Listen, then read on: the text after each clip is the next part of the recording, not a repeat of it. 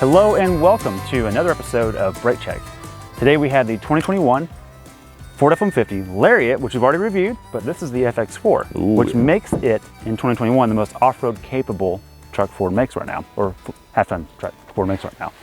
So we're gonna walk you around and show you some things we don't get in the full episode. Stay tuned for that. That's coming right after this is released. And I'm gonna start with the cool stuff that people seem to care about and make a big deal about on the Ford truck. So let's come to the back. As you can see here, it is capable to camp with. Or overland. Or overland, excuse me, or have a coffee break in the middle of the woods or rangeland. More importantly, you can C-clamp a piece of wood to your bed, which is really important for those that need to, you know, use their Ford tool. It's just there, good to know. Come a little closer, you can see right here. There's also something a little bit rammy here. There's a built-in tape measure in the bed, which is pretty cool. I like that a lot. Let me undo our handy work here real quick. And I'm gonna show you another trick. So when you're done at a hard day's work with your Ford tool, and you've had a long day and drank your coffee, you can grind your beans in this truck.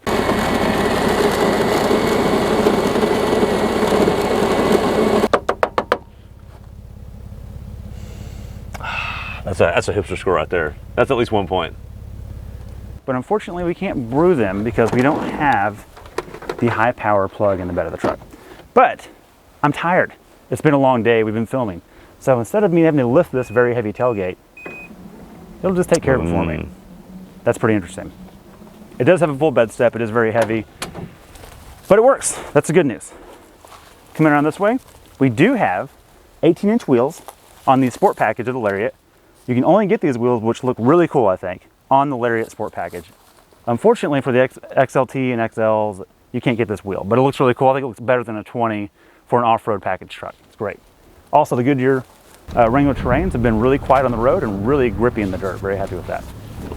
Next up, a Ford favorite, the Easy Fuel. No cap here. Every other manufacturer, take note, that's how you should do that. Moving on a little farther forward, we have power deployable steps with a button on the outside, which is very helpful. If you have your hands full, if you haven't gotten to the truck yet, you need to get into the back, you'll notice it comes beyond the cab, and it's also just a step to reach up and do what you need to do, okay? Close them back. They are power deployable. You can configure them to open or close however you'd like them to.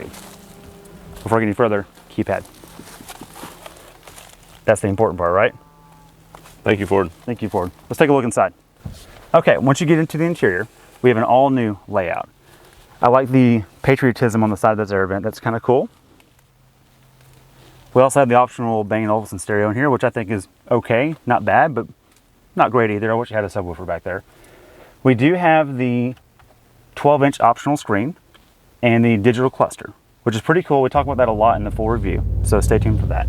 And you also have the gimmicky, but effective, power folding shifter, which allows you to make a workstation here for laptops or blueprints or eating Chick-fil-A, whatever you need to have, it's there. You also have the Pro Trailer Backup Assist, which is an oxymoron to me, but anyways, that's besides the point. To the business end. We do have all new headlights. These are full LED, and they actually aim with the road like Mazda or other Infiniti, other brands out there that follow and trace with the steering, which is great. I do like the turn signal on this thing. Look in the very bottom.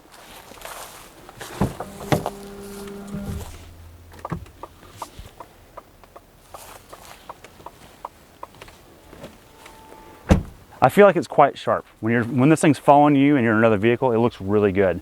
Now, something that you do have on the 2021s are 11 different grills to pick from. That's a lot. That's a lot, depending on trim level and options and sport pack. Like the Lariat without the sport pack doesn't have this grill. It's all completely different. So pretty interesting there. Business end up front, the tried and true EcoBoost 3.5 liter. This is, excuse me, I'm sorry, Greg, I said that wrong. EcoBeast 3.5 liter. Yes. 400 horsepower. God, that's a lot. 500 torque. That's a lot too. And the good news is this is the one that I've liked the most out of all the EcoBoost so far. It tricks me that it's just a really powerful big block V8. That's what it feels like. But if Ford's listening, the 7.3 would be a nice option too. Just saying.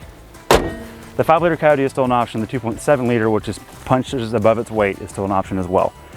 That's it. For more details, stay tuned for the in-car full review. Thanks for watching. We'll catch you later.